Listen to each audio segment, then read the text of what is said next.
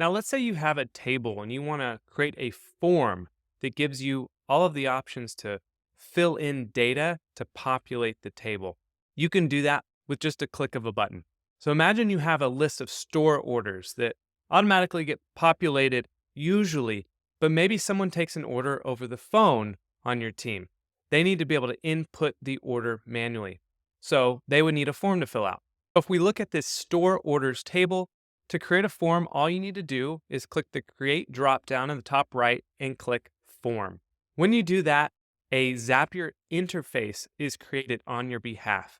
When you go into the interface, you can see the submit form has been created with all of the fields from the table that you can further customize from here.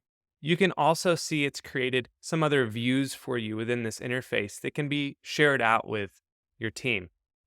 Here's a Kanban view that can be edited and adjusted based on the fields in your table.